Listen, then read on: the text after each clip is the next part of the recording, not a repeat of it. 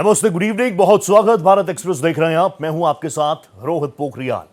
जब एक आम सनातनी पाई पाई जोड़कर भगवान के चरणों में सोना, चांदी या अपनी गाड़ी कमाई का कुछ भी हिस्सा अर्पित करता है तो उसके पीछे सिर्फ और सिर्फ एक चीज होती है, अटूट आस्था। लेकिन जब उसी आस्था के खजाने पर सवाल उठने लगे तो सनातनी समाज का दिल दहल जाता है। अयोध्या राम मंदिर के चढ़ावे में हेरफेर की खबरों ने पूरे देश को हिलाकर रख दिया है। अब इसकी आंच उज्जैन के महाकाल से लेकर विंध्यवासिनी धाम तक पहुंच चुकी है। मांग उठ रही है कि भगवान के सोने चांदी का फिजिकल वेरिफिकेशन हो, दाताओं के लिए एक विशेष लाइव ऐप बने। एक तरफ संतों का आक्रोश सातवें आसमान पर है तो दूसरी तरफ विपक्ष इसे बड़ा मुद्दा बना रहा है। सवाल है, क्या आस्था के खजाने में भीतरघात हो रहा है और क्या अब भगवान के नाम पर सिर्फ और सिर्फ लूट होगी? क्या आस्था की कोई वैल्यू नहीं है? क्योंकि जिस तरीके से चीजें निकलकर सामने आई उसने लोगों के मन में बड़ा सवाल भी उठाया, एक बड़ा क्वेश्चन मार्क भी उठाया और आस्था पर कुठाराघात को लेकर हर कोई खुलकर बात कर रहा है। इसी मुद्दे पर एक सार्थक चर्चा करेंगे। मेरे साथ एक जबरदस्त पैनल जुड़ेगा। मेरे साथ स्वामी शैलेशानंद गिरी महाराज भी जुड़ेंगे। उनसे भी मैं समझूंगा क्योंकि जूना अखाड़ा इस बारे में क्या सोच रहा है ये दुनिया जानना चाहती है। इसके अलावा कई और एलीट पैनलिस्ट मेरे साथ जुड़ेंगे, तारुफ आपका कराऊंगा, लेकिन उससे पहले ये रिपोर्ट। एक सनातनी भक्त जब मंदिर की चौखट पर माथा टेकता है तो अपनी कमाई का एक हिस्सा, अपना सोना, अपना चांदी, अपनी अटूट श्रद्धा भगवान के चरणों में सौंप देता है। लेकिन क्या भक्तों की इस आस्था की आड़ में मंदिरों के खजाने में कोई बड़ा खेल हो रहा है? अयोध्या राम मंदिर के चढ़ावे में कथित हेरफेर की खबरों ने देश को झकझोर दिया। जांच में जो भी दोषी पाए जाएंगे उन्हें कठोर दंड हो, यह सुनिश्चित करना आवश्यक है। राष्ट्रीय स्वयंसेवक संघ सहित संपूर्ण हिंदू समाज की न्यास से स्वाभाविक ही अपेक्षा है कि इस घोर निंदनीय घटना को असाधारण मानकर गंभीरता से व्यवस्था एवं संचालन की सभी कमियों को दूर करने हेतु परिणामकारक कदम उठाए। भारत सरकार ने एसआईटी का गठन करके उस समस्या के समाधान के लिए गतिविधियां प्रारंभ कर दी हैं। इसलिए प्रतीक्षा करनी चाहिए। राजनेताओं ने राजनीति नहीं करनी चाहिए, पर मुझे ये पूरा विश्वास है कि सरकार, ट्रस्ट और संगठन सब मिलकर जो भी होगा वो ऐसा न्याय होगा जिसकी प्रशंसा होगी। No nearest, no dearest, wait for the justice. अब इसकी तपिश उज्जैन के बाबा महाकाल और मिर्जापुर के विंध्यवासिनी धाम तक पहुंच गई है। बाबा महाकाल के दरबार में हर साल करोड़ों का चढ़ावा आता है। मंदिर प्रशासन का दावा है कि पाई पाई की गिनती सीसीटीवी कैमरों की सख्त निगरानी में होती है। लेकिन राम मंदिर विवाद के बाद अब समाज का भरोसा डगमगा गया है। उज्जैन महापौर ने सीधे कलेक्टर को चिट्ठी लिखकर मांग कर दी है कि दान में मिले सोने चांदी का फिजिकल वेरिफिकेशन हो और एक ऐसा विशेष ऐप बने जिससे हर भक्त अपने दान का लाइव रिकॉर्ड देख सके। जो लोग राम को प्रचारित करते हुए अपने आप को स्थापित करते हैं, वहाँ यदि ऐसे घोटाले हो जाते हैं तो फिर आगे बचेगा ही क्या देश में। इसलिए पत्र लिखा है कि सजा होनी चाहिए उन लोग। अयोध्या वाले में जो हुआ है उसपे गवर्नमेंट को कुछ एक्शन तो लेना चाहिए, कुछ पारदर्शिता उसमें भी कुछ करना चाहिए। मतलब जो भी गवर्नमेंट जैसे यहाँ पे कर रखा है, चाहे समिति ने कर रखा है, चाहे गवर्नमेंट ने कर रखा है, जो सावरे सेट में कर रखा है, वैसे वहाँ पे व्यवस्था होनी चाहिए जिससे लोगों को पता चले कितना दान आया है, कौन सा मंदिर में लग रहा है, कौन सा पुण्य कार्यों में जा रहा है, वो कुछ पता नहीं चलता। इस पूरे मामले पर देश का संत समाज भी दो फाड़ और बेहद गुस्से में है। संतों का एक धड़ा जहां मंदिर के खजाने में सेंध लगाने वाले भीतरघातियों पर सख्त कार्रवाई की मांग कर रहा है, तो वहीं दूसरी ओर संतों का यह भी कहना है कि एक दो घटनाओं की आड़ में सनातन धर्म के पवित्र शक्तिपीठों को बदनाम करने की कोई भी राजनीतिक साजिश बर्दाश्त नहीं की जाएगी। आस्था अटूट है, लेकिन जब बात चढ़ावे पर उठते सवालों की हो तो जवाब तो देना होगा। क्या मंदिरों का खजाना अब डिजिटल लॉक में ही सुरक्षित रहेगा? Bureau report, Bharat express. तो अब आप देख लीजिए, अयोध्या से जो चिंगारी निकली है वो अलग अलग जगहों पर पहुंच रही है। उज्जैन महाकाल की नगरी तक पहुंच गई है विंध्यवासिनी मंदिर को लेकर। आज जानते हैं लेटर्स भी लिखे जा रहे हैं और पारदर्शिता को लेकर, क्योंकि जरूरी है अब मंदिरों में दान दक्षिणा वाली चीजें राम भरोसे भगवान भरोसे नहीं छोड़ी जा सकती है। कम से कम इस प्रकरण ने यह बात क्रिस्टल क्लियर सबके सामने रख दी। इसी मसले पर बात करते हैं। मेरे साथ एक जबरदस्त पैनल जुड़ चुका है, जल्दी से आपका तारुफ करा देता हूं। मेरे साथ स्वामी शैलेशानंद गिरी जी महाराज जुड़ चुके हैं, महामंडलेश्वर हैं जूना अखाड़ा के। स्वामी जी, मैं आपको नमन कर रहा हूं, नमस्ते कर रहा हूं, बहुत स्वागत कर रहा हूं अपने इस प्लेटफॉर्म पर। मेरे साथ देश के जाने माने धर्माचार्य डॉक्टर HS रावत साहब जुड़ चुके हैं। रावत जी, आपको भी नमस्कार है मेरा। मेरे साथ इस वक्त स्टूडियो में मुझे ज्वाइन कर रहे हैं SN राय सर, जो कि फॉर्मर DIG हैं यूपी के। सर, आपको भी मैं बहुत नमस्ते कर रहा हूं। आपकी भी सर्विसेज बहुत शानदार रही हैं, तो इसमें क्या कुछ एरर्स हैं वो भी मैं आपसे समझना चाहूंगा। मुझे मेरे दो सहयोगी भी नजर आ रहे हैं। अयोध्या से मुझे मनमीत गुप्ता नजर आ रहे हैं और उज्जैन से भी मेरे सहयोगी मेरे साथ जुड़ रहे हैं, उनसे भी मैं संवाद करूंगा। शुरुआत जल्दी से अयोध्या से शुरू करता हूं। मनमीत, जल्दी से मुझे बता दीजिए अभी अयोध्या में ग्राउंड पर क्या कुछ माहौल है, फिर तुरंत मैं शैलेशानंद गिरी जी के पास जा रहा हूं। मनमीत। देखिए, जो आज की सबसे महत्वपूर्ण है कि जो आरोपी जो उस समय गिरफ्तार अविनाश शुक्ला, उसको आज पुलिस ने 13 घंटे की रिमांड पे लिया है और उसको जेल से ले जाकर पहले जो है लगभग 30 प्रश्न बनाया था, जो कि पुलिस लाइन में बैठाकर उससे पूछताछ की गई और फिर वहां से सीधे उसका जो पैतृक निवास प्रतापगढ़ है उसको वहां ले जाया गया है। ये माना जा रहा है क्योंकि सबसे ज्यादा पैसा जो है इसी के पास से बरामद हुआ, अविनाश के पास से लगभग 20 लाख के करीब बरामद हुआ है।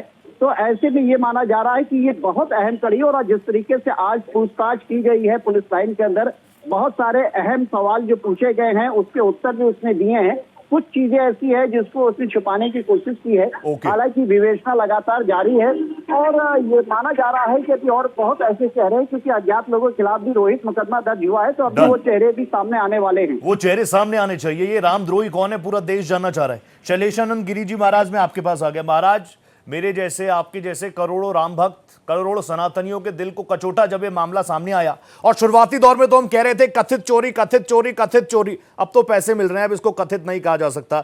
लेकिन लाखों करोड़ों सनातनियों के दिल में जो कुठाराघात हुई है उसको कैसे ठीक किया जाएगा, और बाकी मंदिरों से जिस तरीके की अब शंखनाद किया जा रहा है कि बाकी जो मंदिर है, जो चिंगारी अयोध्या से निकली, वो अलग अलग मंदिरों तक लोग जानना चाह रहे हैं। मेरे जैसे करोड़ों सनातनियों का अधिकार है या नहीं है ये जानने का कि अपनी गाड़ी कमाई से अगर मैं अपने आराध्य को कुछ अर्पण करूं तो वो सही जगह उसका सदुपयोग हो, ऐसे दुरुपयोग तो ना हो। जी रोहित जी, बिल्कुल सत्य बोला आपने। देखिएगा, एक तरफ तो हमारी मनुस्मृति कहती है कि देवता नाम द्रव्याणाम हरणम स्थेन में उच्च, यानी देवताओं के द्रव्य का जो हरण करता है वो महापापी होता है। वहीं पर वही हमारा वैदिक वाङ्मय कहता है कि दान पात्र को करो, कुपात्र को नहीं। आज हम मंदिर में दान करते हैं तो हमें मान करके चलते हैं कि उसका सदुपयोग होगा, वो किसी न किसी वास्तविक पात्र जो की आवश्यकता है जिसे, उसको जाकर के उसका एप्लीकेशन होगा, उसके लाभ में आएगा। किंतु यहाँ तो दुर्भाग्य ऐसा है कि जिस समय पर मुझ जैसे संत तो उसी समय पर प्रश्न चिन्ह पैदा करने लग गए थे, जिस समय पर धार्मिक पर्यटन नाम की शब्दावली का इंट्रोडक्शन हुआ था हमारे भारतीय सनातन समाज के अंदर। अच्छा। जबकि धार्मिक पर्यटन शब्द का कभी भी कोई शब्द नहीं रहा, किसी भी कालखंड में नहीं रहा। धार्मिक तीर्थाटन होता है। जब तो तक्षशिला शारदा पीठ थे, जब वो कहलाता था आपका देशाटन, यानी एकेडमिक एक्सकर्शन। तो आप ये तीर्थाटन तो छोड़ दीजिए, देशाटन तो छोड़ दीजिए। अब आप एक नया फ्यूजन ले आए शब्दावली के अंदर, जिसे कह सकते हैं धार्मिक तीर्थाटन, ठीक है, धार्मिक पर्यटन। अब ये जो पर्यटन है ये अपने आप में एक व्यापारिक पुट लेकर के आता है। ठीक है, तो यहाँ पर यही लगेगा कि राम नाम के लूटे, लूट सके तो लूट। अब इसके अंदर कितने लुटेरे आ जाएं और इसे चोरी न कहें, बल्कि हम तो डकैती कह रहे हैं ना, शुरू से कह रहे हैं नित्यानंद मिश्रा जी के शब्दों में। आम जनमानस तो इसे चोरी मान रहे, बड़ा बड़ा हृदय रख रहा है, अन्यथा तो खुले आम वेल ऑर्गेनाइज क्राइम है, ये संगठित है। जी शैलेश जी, आपको लगातार सोशल मीडिया हम लोग जुड़े भी हैं, सोशल मीडिया प्लेटफॉर्म पर आज आपका साक्षात्कार कर रहा हूं मैं सामने, अच्छा लग रहा है। लेकिन ये विषय मुझे पसंद नहीं आ रहा कि इस विषय पर मैं आपसे बात कर रहा हूं पहली बार।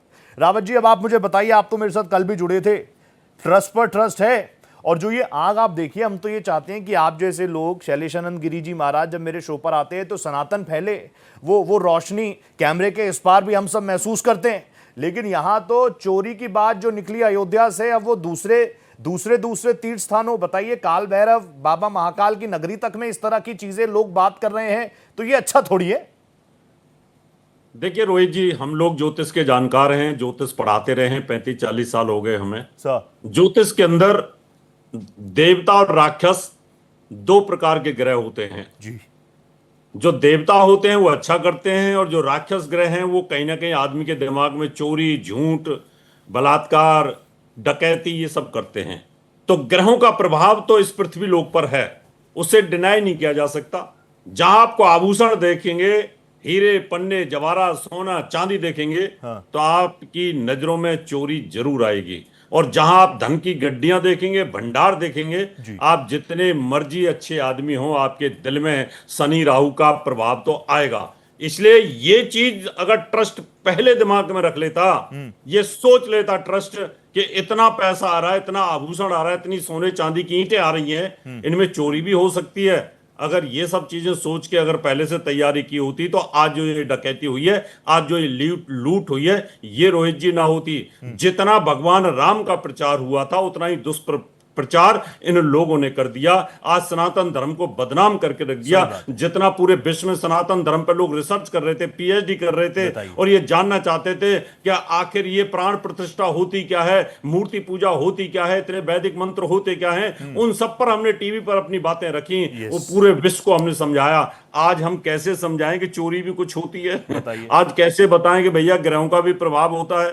तो इसका मतलब ये रहा कि ट्रस्ट अनभिज्ञता में रहा, या वो जानते थे कि कहीं हल्का फुल्का रिसाव हो रहा है, जैसे तेल का लीकेज होता है। और ये तो बाद में बहुत बड़ा बिल निकल गया, बहुत बड़ा, कहते हैं ना वो खेत में जब मैड कट जाती है तो पूरा पानी एक तरफ बह जाता है। तो सारे इन्होंने बहुत बड़ा नुकसान किया सनातन धर्म का। ये माफ करने वाला रोहित जी नहीं है। इनको भयंकर से भयंकर जितनी सजा हो सकती है लोग जान जाएं। और रही महाकालेश्वर की और दूसरे जितने भी हमारे मंदिर हैं, वो तो सब में रही होगी, ऐसा नहीं कि नहीं हो रही है। लेकिन इतनी नहीं हो रही कि थोड़ी कम हो रही होगी, बचता कोई नहीं है। लेकिन जहां अगर कहीं बोर्ड बन जाएगा, सरकार अपने टेक ओवर करेगी, या कहीं और कोई ऐसी व्यवस्था करेगी जिससे चोरी रुक जाए, किसी भी प्रकार से वो व्यवस्था करनी पड़ेगी। अगर यही ट्रस्ट के अधीन मामला रहा, तो मुझे लगता है फिर कहीं ना कहीं कर्मचारी ये काम करेंगे, क्योंकि ट्रस्ट को अनुभव नहीं है इन चीजों को कंट्रोल करने का। तो मुझे लगता है वैष्णो देवी की तरह कुछ ना कुछ इनको करना चाहिए। नहीं, और मैं ये सोच रहा हूँ, मेरे जैसे आम सनातनी को, मेरी उम्र कितनी है,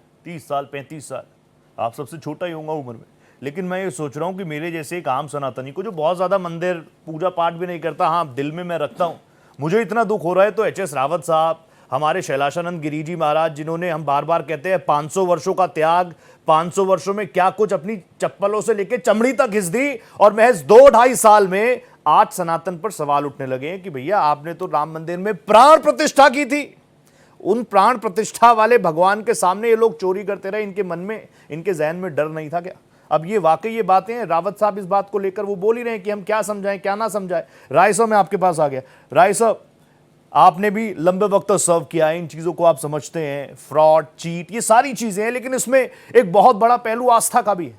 मुझे बताइए, किसी मंदिर में कहीं पर जहां आस्था का बड़ा केंद्र है, वहां पर उस तरह की हेरा फेरी हो, तो कानून की नजर में महज सामान्य चोरी है, या मेरी आस्था, मेरे विश्वास के साथ जो बड़ा कुठाराघात है, कानूनी प्रक्रिया उसमें कुछ अलग है?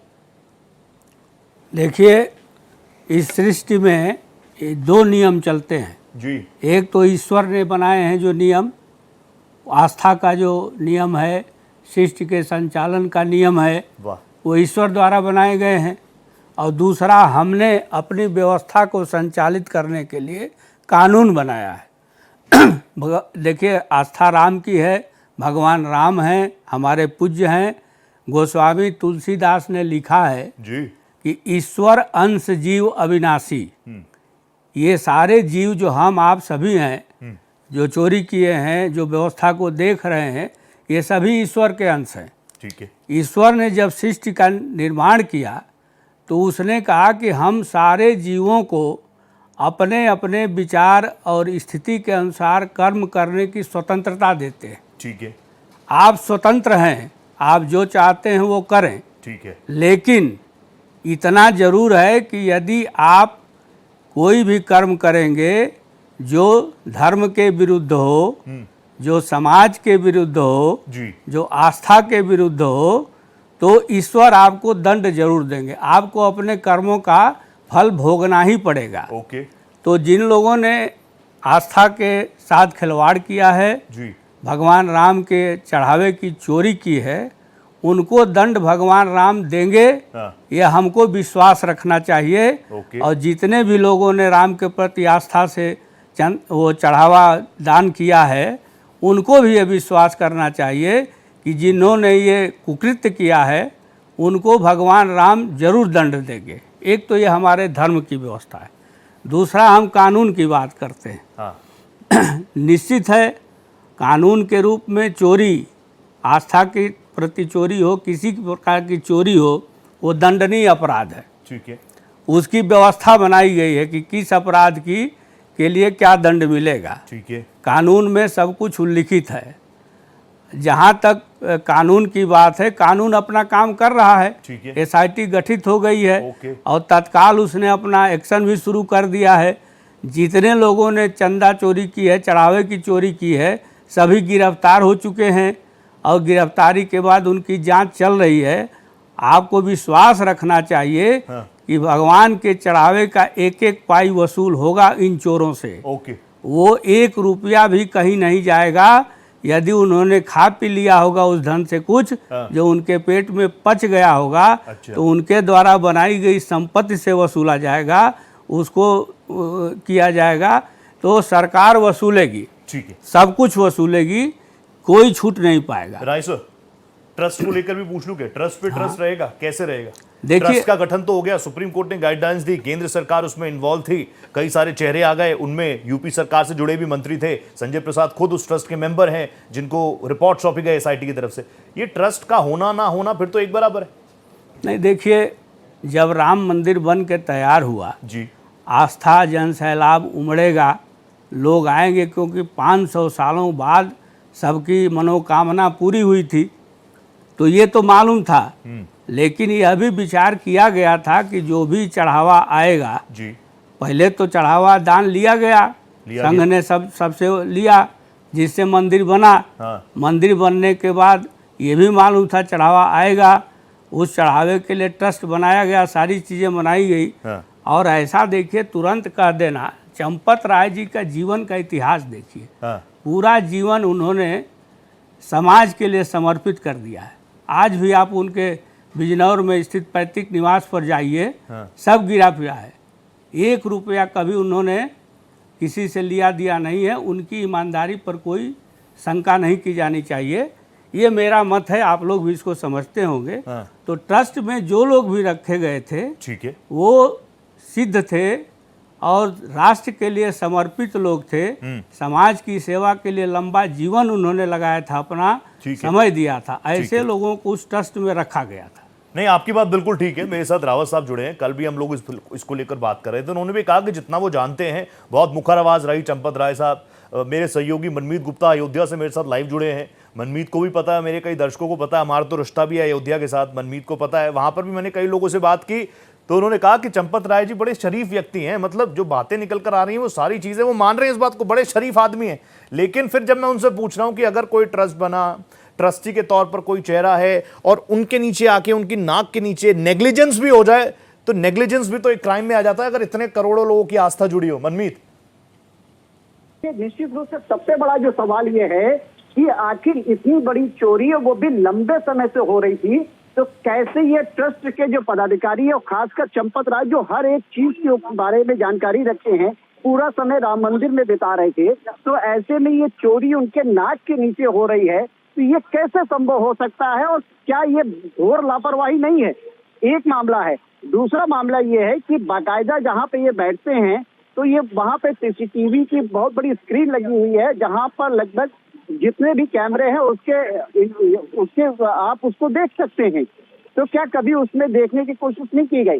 तीसरा चीज, जब इस बारे में शिकायत सामने आई, तो शिकायत पे तत्काल कार्रवाई क्यों नहीं की? और चौथा जो सवाल, देखिए, हम सवाल नहीं कर रहे हैं, सवाल समाज कर रहा है। चौथा कि जब चोरी पकड़ी गई, तो पहले आपको पुलिस बनने की क्या जरूरत थी? आपको कानून पर विश्वास करना चाहिए था।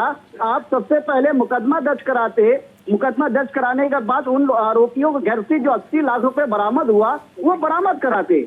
लेकिन आपने सबसे पहले कोशिश ये किया कि आपने जाकर अपनी प्राइवेट सिक्योरिटी के साथ, कुछ सुरक्षा कर्मियों के साथ, ट्रस्ट कर्मियों को भेजकर उन सभी आरोपियों जिसको हिडन कैमरे में पकड़ा गया, उसके बाद उन लोगों ने उसका नाम लिया तो उसके घर से जाकर छापेमारी करके रुपए बरामद किए। तो पहले मुकदमा जो कानूनी कार्रवाई थी वो करनी चाहिए थी। इसलिए सबसे बड़ा सवाल जो है चंपत राय के ऊपर आ रहा है। एक चीज रोहित और मैं बताना चाहूंगा, जब ये पूरा प्रकरण हुआ उसके बाद चंपत राय जी ने अपना एक वीडियो संदेश भी जारी किया।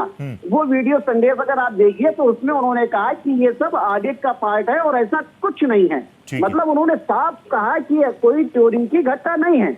उसके बाद देखिए सारी चीजें दर परत खुलती नजर आ रही है। तो आखिर आप किसको दोष देंगे? पूरा जिंदगी उनका जरूर बीता, ये अच्छी चीज है कि उन्होंने बहुत संत जीवन जिया, लेकिन जो प्रक्रिया उसके बाद और वो ये भी कह रहे हैं कि मेरा काम तो अयोध्या में हो गया। चंपत राय जी कह रहे मेरा काम अयोध्या में हो गया। कार सेवक के तौर पे हम लोगों ने जो संकल्प लिया था, राम की कसम खाई थी कि मंदिर वहीं बनाएंगे, आधी रोटी खाएंगे, मंदिर वहीं बनाएंगे, वो मंदिर हमने बना लिया, लेकिन मैं अपने दामन पर दाग लेकर नहीं जाऊंगा। अब देखते हैं यहां से आगे क्या होता है। मनमीत प्लीज बने रहिएगा, मैं शैलेशानंद गिरी जी के पास जा रहा हूं। महाराज अब आप मुझे बता दीजिए, मेरा जो विश्वास हटा, मेरा जो विश्वास डिगा, राम से नहीं, राम से मेरा विश्वास कभी हट नहीं सकता, डिग नहीं सकता, लेकिन मंदिर व्यवस्थाओं को लेकर, दान पात्र को लेकर, ट्रस्ट बना, ट्रस्ट कैसे काम करता है राय सर, मैं आपसे जरूर समझूंगा कि ये ट्रस्ट नाम की चीज है क्या, ये ट्रस्ट काम कैसे करता है। लेकिन शैलेशानंद गिरी जी महाराज आप मुझे बताइए, साधु संत समाज, क्योंकि मैं हमेशा मानता हूं जो भगवाधारी है उसके ऊपर बहुत बड़ी जिम्मेदारी है। मैं ये बात रावत जी से भी कहता हूं कि आपके ऊपर बड़ी जिम्मेदारी है। यूथ आपको देखता है, यूथ आपको फॉलो भी करता है, और सनातन को लेकर ना सिर्फ देश में, विदेशों में जो परंपराएं हैं हमारी, उनको लेकर लोग रिसर्च कर रहे हैं, पीएचडी कर रहे हैं। साधु संत समाज इस मामले को लेकर आगे कैसे बढ़ेगा, कैसे आगे बढ़ रहा है?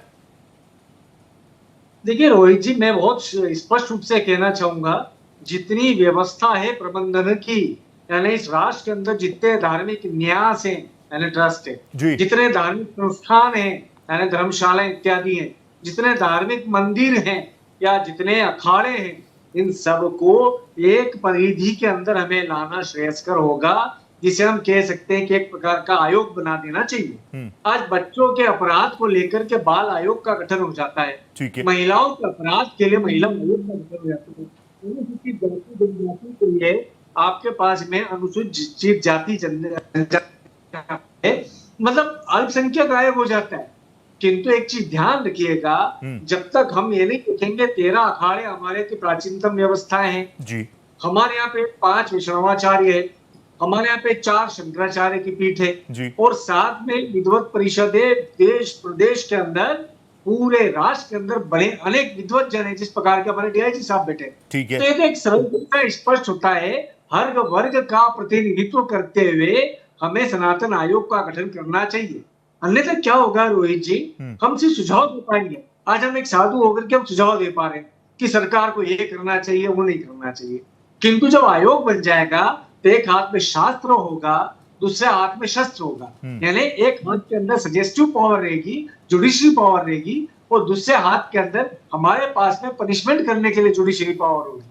तो हमें यह बात समझना पड़ेगी कि हम जब तक उसको एक सिंगल विधान, जैसे यूसीसी के अंदर मैंने बात करी, तो यूसीसी के अंदर मैंने बोला धर्म को क्यों नहीं लिया, पॉपुलेशन को क्यों नहीं लिया। यदि हम धर्म को ले लेते हैं तो सारे धर्म उसके अंदर आ जाएंगे, धार्मिक न्यास, धार्मिक व्यवस्थाएं आ जाएंगी, तो सरल तरीके से, पारदर्शी तरीके से हम अकाउंटेबिलिटी भी तय कर पाएंगे, और साथ में ये बात स्पष्ट होगा, जो गलती करेगा उसको सजा भी तत्पर दे पाएंगे। अकाउंटेबिलिटी बहुत इंपॉर्टेंट चीज है, जवाबदेही बहुत इंपॉर्टेंट चीज है। और बार बार जब हम भगवान श्री राम की बात करते हैं, मेरा तो सौभाग्य कई बार मंदिर में दर्शन करके आए हूँ, अलग अनुभूति होती है। वहां पर बैठ के चोरी हो रही है तो जवाबदेही तय करनी पड़ेगी, पूरा जीवन कैसे बीता और आखिर में क्या कुछ हुआ, जवाबदेही और जिम्मेदारी दोनों तय करनी पड़ेगी। ये सवाल में मुझे भी पूछना पड़ेगा, मजबूरी है। ये सवाल शैलेशानंद गिरी जी के सामने भी आएगा, रावत साहब के सामने भी आएगा। मैं सीधा एचएस रावत साहब के पास जा रहा हूँ। रावत साहब, यहाँ से आगे कैसे?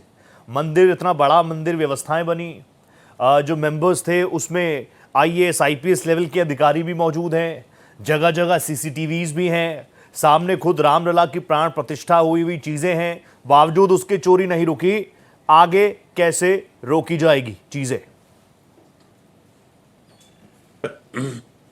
पैसा चोरी गया है, पैसा आ जाएगा, ठीक है, रिकवरी भी हो जाएगी, लेकिन जो सनातन धर्म को डेंट पड़ा है ना, वो वापस नहीं आएगा। ठीक है जिन राक्षसों ने जो डेंट डाला है ना सनातन धर्म पर जी, और आज के युग में, युवा युग में, आज का युवा वैसे ही धर्म में यकीन नहीं करता, और उस समय जब उसके सामने ये बातें आएंगी कि सनातन धर्म में ऐसे चोर भी हो सकते हैं जो भगवान के चढ़ाए हुए जो धन है या सोने चांदी हैं उनको भी चोरी कर सकते हैं, ये बहुत बड़ा डेंट है। ठीक है। रोकने के लिए तो सरकार बहुत कुछ रोक सकती है, सरकार के हाथ में बहुत बड़ी पावर होती है, सरकार चाहे तो पत्ता भी नहीं हिल सकता वहां पर। Very true.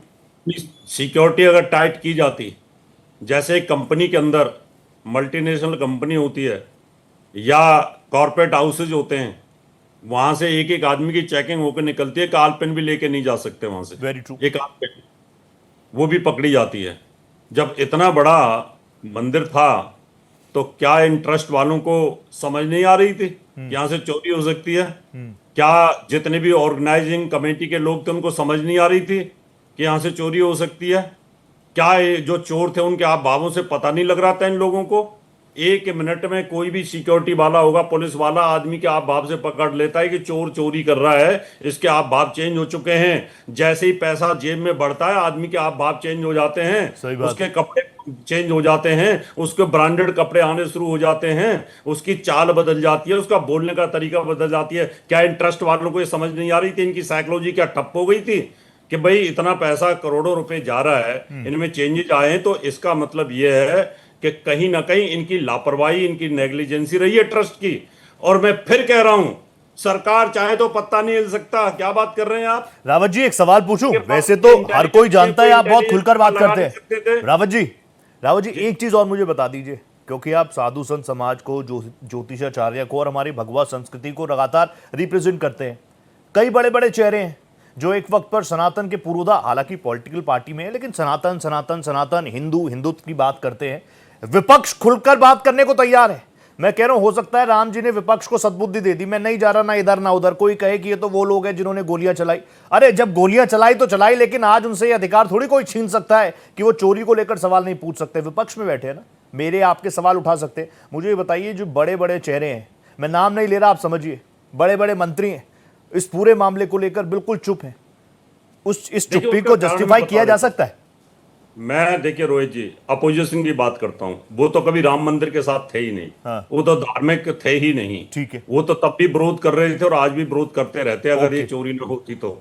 और वो जो व्यक्ति दर्शन करने नहीं गया, जिसके दिल में इतनी ईर्षा है राम मंदिर के प्रति, या उसको इतना बड़ा स्वार्थ है कि मेरी बूट न कट जाए, तो उस आदमी से कोई उम्मीद नहीं कर सकते। लेकिन मैं जब कहूँ कि मेरा घर ही अगर कहते हैं ना खेत बाड़ को खाने लगे, तो आप दूसरे पे क्या आरोप लगा सकते हैं? जब मैं सनातन धर्म के लोग ही अगर गद्दार निकल गए, राक्षस निकल गए, उन्होंने ही दूसरों को बोलने का मौका दे दिया। अब तो वो जानबूझ करके इसको बदनाम करने की कोशिश कर रहे हैं कि देखिए ये जो जिन्होंने मंदिर बनाया है, आरएसएस के लोग, ट्रस्ट के लोग, भारतीय जनता पार्टी के लोग, ये हिंदुओं का शोषण कर रहे हैं, जिससे हिंदू के वोट बैंक उनको भड़का सके और उनको अपने फेवर में कर सके। अरे आज हिंदू ही हिंदू से सवाल पूछेगा रावत जी आज हिंदू ही हिंदू से सवाल पूछेगा। हो सकता है कल कोई मुझे पकड़ के पूछे कि रोहित जी बताइए, आप तो टीवी पर 24-24 घंटे चिल्ला रहे थे। जब 22 तारीख थी, 22 जनवरी थी, आप अयोध्या में थे, आप कह रहे थे मूर्ति में प्राण प्रतिष्ठा हो रही है, प्राण प्रतिष्ठा हो रही है, उस मूर्ति के सामने चोरी हो गई, किसी को पता नहीं चला। मैं क्या उसको जवाब दूंगा? शैलेशानंद जी से मैं जवाब जरूर लूंगा। मैं राय सर आपके पास आ रहा हूं, उसके बाद में शैलेशानंद जी आप ही मेरे शो को आज कंक्लूड करेंगे। राय सर, ट्रस्ट, मैं तो ट्रस्ट को ये नहीं मान रहा कि कोई संगठन है, मैं कह रहा हूं ट्रस्ट बोले तो विश्वास। और अब ट्रस्ट को वापस ट्रस्ट लाने के लिए कितनी अग्नि परीक्षा करनी होगी मुझे समझ में नहीं आता। लेकिन मुझे बताइए, ट्रस्ट का औचित्य, ट्रस्ट के काम करने की क्या कुछ सीमाएं होनी चाहिए? क्या कुछ ट्रस्ट को काम करना चाहिए ताकि ट्रस्ट में ट्रस्ट बरकरार रहे लोगों का? देखिए, ट्रस्ट जो है एक संस्था होती है और वो बाकायदे कानून के तहत बनाई जाती है। ट्रस्ट जो भी बनता है, एक उसका फाउंडर होता है जी। वो ट्रस्ट हमारे यहाँ इंडियन रजिस्ट्रेशन एक्ट के तहत रजिस्ट्रार के यहाँ रजिस्टर्ड होता है। ठीक है। उसमें नियमानुसार स्टाम्प ड्यूटी और शुल्क भी लगता है। ठीक है। इसके अलावा 1860 सोसाइटी एक्ट इंडियन और उत्तर प्रदेश का 1965 सोसाइटी एक्ट के तहत भी रजिस्ट्रार चिट फंड के यहाँ ट्रस्ट का रजिस्ट्रेशन होता है। ट्रस्ट में जो फाउंडर होने, ट्रस्ट में यदि कोई संपत्ति है, खाता खुलता है, सब कुछ नियमानुसार होता है। उसके पदाधिकारी नियुक्त किए जाते हैं फाउंडर के द्वारा। ठीक है। उसमें सचिव होता है, कोषाध्यक्ष होता है, उपाध्यक्ष जो भी होता है, हाँ। वो अपने हिसाब से बनाए और उसके बाइलाज भी उसी के साथ रजिस्टर्ड किए जाते हैं। ठीक है। ट्रस्ट का जो औचित्य है वो ये है कि ये trust no profit no loss पर काम करता है। ठीक है। इसमें किसी भी जो भी संपत्ति चल और अचल होती है वो ट्रस्ट की संपत्ति होती है। ट्रस्ट में जो भी पदाधिकारी हैं, फाउंडर हैं, उनकी नहीं होती है, निजी संपत्ति नहीं होती है। ठीक है। और ट्रस्ट में जो भी आय होती है, हाँ। जैसे मंदिर के ट्रस्ट में चढ़ावा की ट्रस्ट आय की होती नाक है, के नीचे चोरी हो रही है तो जिम्मेदारी किसकी? नहीं वो बता रहे हैं आपको, तो वो सब जो है उसमें होते। अब ये है कि जो भी कार्य ट्रस्ट के नियम कानून के खिलाफ हुआ है उसकी जिम्मेदारी उन ट्रस्टीज की ही है। ट्रस्टी उसके लिए पूरी तरह से जिम्मेदार है। ठीक है। यदि किसी भी कार्य में गैर कानूनी कार्य हुआ है ट्रस्ट के द्वारा जी। तो उसके लिए जिम्मेदार ट्रस्टी ही हैं। और अंत में जो भी जांच चल रही है वो ट्रस्ट के लोगों को जिम्मेदारी लेनी पड़ेगी अपनी। हाँ। वो उस जिम्मेदारी से मुक्त नहीं हो सकते। जिम्मेदारी लेनी पड़ेगी ना? लेनी पड़ेगी, निश्चित ओके। रूप से लेनी पड़ेगी। ओके। शैलेशानंद गिरी जी महाराज, मुझे बता दीजिए, पैसा तो चलिए आ ही जाएगा, वो तो हमारी एजेंसीज निकाली लेंगी, इतनी सक्षम है। और वैसे भी हिंदू समाज पैसों के लिए तो हम लोग कभी रुके नहीं ना। पूरा राम मंदिर बन गया, 900,000 करोड़ का, 1 रुपया कहीं और से आया हो, मेरे जैसे आप जैसे लाखों करोड़ों हिंदुओं ने दिया। मुझे ये बता दीजिए, ये जो विश्वास की चोरी है जो इधर उधर हुआ है, और जब हिंदू से सवाल पूछ लेगा, जिस चीज की चिंता रावत साहब को भी है, क्या जवाब होगा उसका? देखिए रोहित जी, मैं आपके सबसे पहले इसके पूर्व वाले वक्तव्य का जवाब देना चाहूंगा कि राम के सामने चोरी हुई जिनके अंदर प्राण प्रतिष्ठा की गई जी। याद रखिएगा, सनातन वैदिक वांग्मय के सिद्धांत जो कहते हैं वो कर्म के आधार पर चलते हैं। आज शिव के पास में, मैं महाकाल की नगरी में बैठा हुआ हूँ, शिव के पास में देवता भी आते हैं, दैत्य भी आते हैं जी। शिव के आसपास जो जितने गण हैं, भूत प्रेत पिशाच सभी प्रकार के, जिन्होंने कुछ लोगों ने कुकर्म करे हुए, किसी ने सत्कर्म करे हुए, तो each according to work, each according to capacity, उनको देश कालांतर के अंदर परिणाम मिलता है। और यही परिणाम इनके साथ में जो किया है राम मंदिर के अंदर अपराध, इसका मिलेगा। दूसरा, आपने कहा ट्रस्ट के ऊपर ट्रस्ट नहीं रहा, ये तो हम सब लोग जानते हैं। हाँ। ट्रस्ट का जो गठन होता है, जैसे जय जी साहब ने बिल्कुल सत्य बोला कि वो एक ऑटोनोमस बॉडी जरूर है, किंतु उसके ऊपर भी संविधान प्रमुख है। आज सुप्रीम कोर्ट के निर्देशों के ऊपर उस ट्रस्ट का निर्धारण हुआ है, तो मैं तो शुरू से कह रहा हूँ, 27 तारीख के बाद से कह रहा हूँ, जिस समय पर हवा में रही थी बात कि राम मंदिर के अंदर गड़बड़ हो रही है, कि सुप्रीम कोर्ट स्वतः संज्ञान में क्यों नहीं लेता इन व्यवस्थाओं को। ठीक है। आज वीआईपी कल्चर होता है, 250 रुपए की पर्चा कटती है मंदिरों के अंदर। हाँ। आज आपको भस्मारती करना है तो इतना शुल्क देना है, आपको वीआईपी दर्शन करना है इतना शुल्क देना है। ठीक है। आप इन सारी चीजों को लोगों के ऊपर, जो कि एक प्रकार का एग्जिबिटरी है, एक प्रकार की प्रदर्शनी है, उन प्रदर्शनियों में लगा दे, शुल्क चलेगा। किंतु आप इस समय पे वीआईपी कल्चर करते हैं या ट्रस्ट के नाम पर, समिति के नाम पर आप इस प्रकार के आर्थिक लेन देन करते हैं, तो न्यायालय को चाहिए कि स्वतः संज्ञान लेते हुए अपने स्वयं की रेगुलेटरी अथॉरिटी वहां पर स्थापित करे। यदि राम मंदिर के ट्रस्ट के ऊपर ट्रस्ट नहीं रहा है, तो उसको तत्पर प्रभाव के साथ में स्टे दे, उसे भंग करे, और सारी व्यवस्था न्यायालय के द्वारा। नहीं, न्यायपालिका क्या करेगी उस पर हमारी नजर रहेगी। लेकिन मैं बोल रहा हूं ना कि मैं जब देखता हूं भगवा, मैं आपको देखता हूं, मैं रावत साहब को देखता हूं, मुझे लगता है कि आप लोग जो बोलेंगे ना दुनिया सुनेगी। रावत साहब ने जरूर कहा कि आजकल के जेनजीज बच्चे हैं, ये बहुत ज्यादा भगवान पर विश्वास नहीं करते, और अगर इस तरह की चीजें सामने आई तो उनका विश्वास और अटूट हो जाएगा। ये चीजें ठीक नहीं होंगी भारत जैसे सनातनी परंपरा वाले देश के लिए। आज वक्त मुझे इतनी इजाजत दे रहा है महाराज, बहुत बहुत शुक्रिया, आप जुड़े मेरे साथ। शैलेशानंद जी बहुत धन्यवाद। मनमीत भाई थैंक यू सो मच, आप जुड़े मेरे साथ, बहुत धन्यवाद। Rai sir, it's a pleasure having you on my panel, thank you so much. Rawat साहब, एक बार फिर से मैं वही आह्वान कर रहा हूं, इस मुद्दे पर ना रावत जी चुप रहेंगे, ना पोखरियाल चुप रहेगा, ना शैलेशानंद गिरी जी महाराज चुप रहेंगे, क्योंकि यहां पर बात आपके हमारे आराध्य प्रभु श्री राम की बात है। और बात जब प्रभु श्री राम की, मैं रोज इसी चीज के साथ अपना कंक्लूजन दे रहा हूं, होई सोई जो राम रखी राचा। जो हो रहा था वो भी उन्हीं की मर्जी से हो रहा होगा, आगे जो एक्शन होगा वो भी राम की मर्जी से ही होगा, उन्हीं के तय वक्त पर होगा। फिलहाल इस खास चर्चा में मेरे साथ इतना ही, दीजिए इजाजत, नमस्ते, राम राम।